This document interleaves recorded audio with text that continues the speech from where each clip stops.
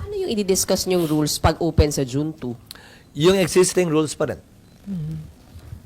Initially, may mga sumusuporta na sir sa inyo ng mga senador do sa suggestion mo? Isasuggest namin formally ito at sa pamamagitan siguro ng press con na ito, makakarating sa kanila, isasuggest namin ito kapag ka nag-convene ng impeachment court. Sir, it is good ba kung before June 2, sa resumption kasi, magko-convene na kayo as impeachment court, tama ba? Bilang Senado muna, And then, yung pag-convene... magko-convert na lang kami the into same an date. impeachment court. Same date or June 3? So, better na before June 2, ay may decision na ang Korte Suprema dun sa mga pending petition. Hindi naman, basta walang TRO, ang Korte Suprema, magpapatuloy kami. Kung may TRO sila, pagpapasahan namin kung anong gagawin namin, bungad ng TRO na yan. So, sir, on June 2, resumption ng session, and then sabi nyo nga possibly the following day pa yung pag-convene nyo bilang impeachment court, and then the same day din po yung pag-take oath nyo bilang mga senator judges? Sa June 2 marahil, magpapadala kami ng notice sa Kamara itong linggong to, itong darating na linggo, na kailangan nilang ipresenta yung articles of impeachment or at least yung charges man lamang sa plenaryo ng Senado. Yun ang nakalagay sa rules namin na hindi ginawa sa mga nagdaang panahon. Pero nakalagay sa rules yun. Nasusundan lamang naman namin. That is the formal procedure para officially matake cognizance na ng Senado ang impeachment. Hindi yung pag-file nila sa SecGen. Yung pagbabasa ng articles of impeachment in plenary nakalagay sa rules namin by the prosecutors. And then the Senate can take cognizance of it, and that will now be used as the basis to convene the impeachment court. Like what I was saying before, hindi filing ang magti-trigger ng impeachment court. It is the Senate plenary taking cognizance of it. Kaya kailangan basahin yung impeachment complaint sa plenaryo. Noong nagdaang panahon ang gumawa niyan, majority leader lamang. Pero hindi yan ang nakalagay sa rules namin at hindi yan ang nakalagay sa President sa Amerika na pinagkopyahan natin ang impeachment rules natin. Dapat basahin ng prosecutors yan formally, at least yung pitong charges, and then the Senate will refer it to the appropriate committee, and that will now be the basis for the convening of the impeachment court, either the same day or the following day. Okay, Myla. Sir, paano sila... Yung robe, may utang pa ako sa'yo. Okay, sir.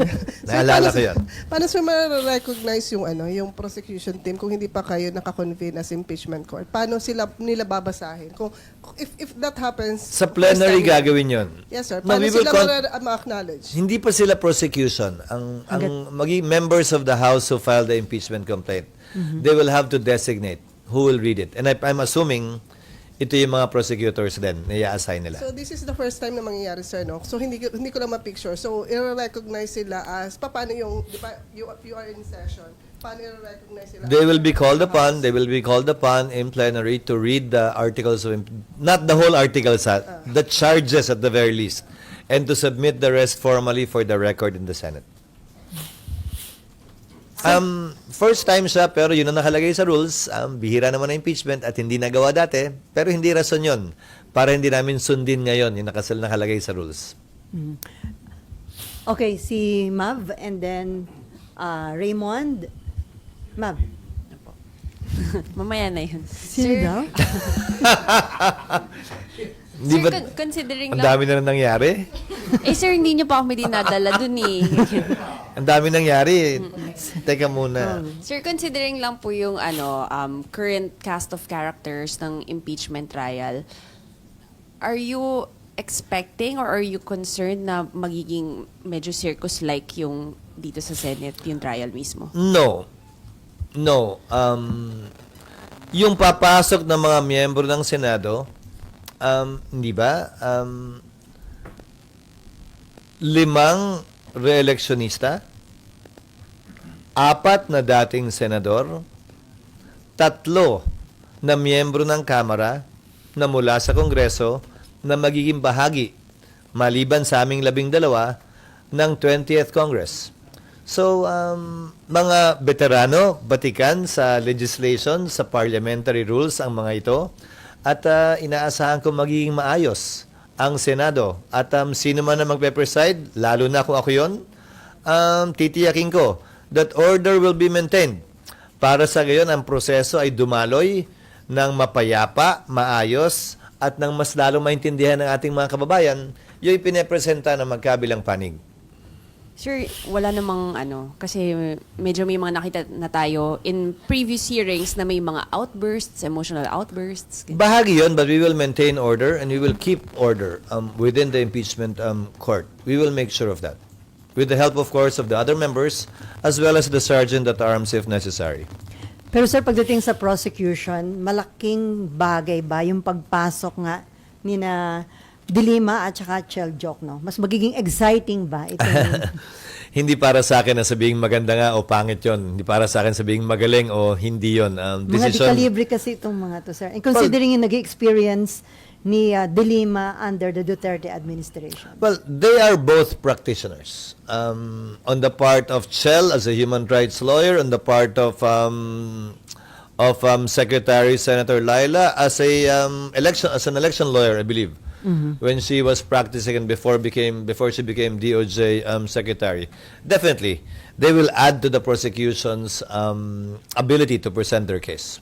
So, hindi naman kaya yung impeachment trial maging platform para dun sa mga gustong pumosisyon at magpasikat for 2028? Oo, pero dalawang bagay yun. Anumang ilaw ng camera na itututok sa sinumang tao, dalawa ang pwedeng makita, yung maganda at yung pangit. So, nasa sa kanila yun. Kung anong mapapakita nila, at nasa tao din yun. Kung anong makikita nila. Minsan magkaiba yun. Yung gustong pakita at yung nakikita ng tao sa lente ng camera. Before Raymond, Senate President Pro Tempore Jingo Estrada, sa interview namin, he's hoping na manatili kayong Senate President dahil maganda daw na abogado yung magiging presiding officer sa impeachment court. Well, nagpapasalamat ako sa pananaw ni Senator Jinggoy. Subalit sa dulo, ang magpapasya ng Senate President, kung mananatili man ako o iba ang uupo, ay ang mayoriya ng Senado. Sang-ayon sa rules ng Senado, magpapatuloy ang Senate President kung hindi na-graduate katulad ng sitwasyon ngayon at mababago lamang yan kapag kami nagpresenta ng higit sa mayoriyang boto kapag nag-resume ang Senado. Okay, Raymond? One point lang, sir, doon sa Kahit dalawa. doon sa preparation, as we speak, percentage-wise ba, pagdating sa impeachment, saang bahagi na tayo ng preparasyon as of date? Huling nagsalita ang prosecution team. Sabi nila yata parang 80% na sila sa isa o dalawang charges. Wala pa akong balita dun sa 5 charges. Hindi ba? Mas mataas ang level ng kahandaan ng Senado.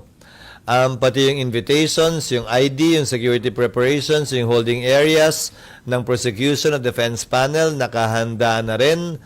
Hanggang sa detalye ng parkingan nila, hinanda na rin namin. Yung road, sir, finally na napag-usapan. Napatahi na. Alam ko napatahi na. At nasukatan na, kung hindi ako nagkakamali, lahat o maliban sa isa. Kaugnay na may mga nangangampanya kasi hindi pa naman nakuha. Nakuna ng sukat. Pero ready na yung mga, ginaya lang naman yung dati. Sir, yung room assignment, finalized na? May inassign na kami sa prosecution at nag-inspect na yata ang ilang miyembro ng Kamara, yung kanilang mga staff.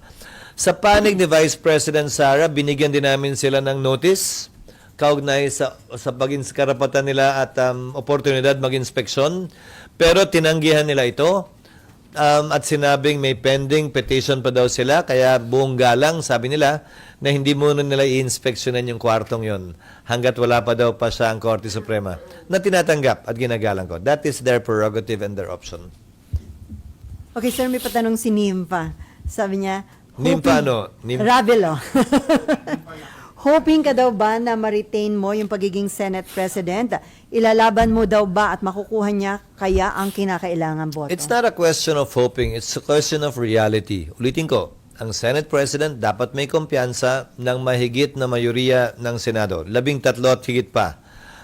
Pwedeng mangyari at maganap yan sa sino mang Senate President, kabilang ako basta may sesyon. Dapat maliwanag yan sa bawat isa sa amin. Senate President man o hindi, nangangarap man o hindi. So, sir, Amayla. Sir, just ano nga lang, purso ko na lang, sir, yun. So since may open declaration na sir, Is the second demotion mo yan? since may open declaration si Senator Soto na willing siya to accept as long as may number siya na 13, wala ba sir effect sa iyo? Walang dating, wala kang paghahanda? Uulitin ko, Marla, yung sinabi ko kanina. Ikaw naman nagpapainit ka na naman. Parang hawakan mo yung tenga yung sinasabi mo yan. Walang ganyanan. Hindi, sir. It's all actually, we are concerned all na- 24 senators, I think that way. Sino man sa amin, kabilang si Senator Soto, ang may bilang, hindi niya dapat talikuran yung responsibilidad at yung hamon na yon na binibigay na kumpiyansa ng mayoriya ng mga senador sa taong yon. So, hindi unique yung posisyon yon. Posisyon yan, naniniwala ako. Pananaw yan, naniniwala ako. At paninindigan dapat yan, naniniwala ako, ng bawat senador. Dahil wala namang qualification ng Senate President. Ang qualification lamang, dapat miyembro ka ng Senado. At sino man ang maging Tama na Senate- yung katatapos lang ng bangayan sa politika. Hawak tenga ka naman agad. Wag muna. At sino man yung maging Hawak Senate- ilong agad. O, wala naman ganun.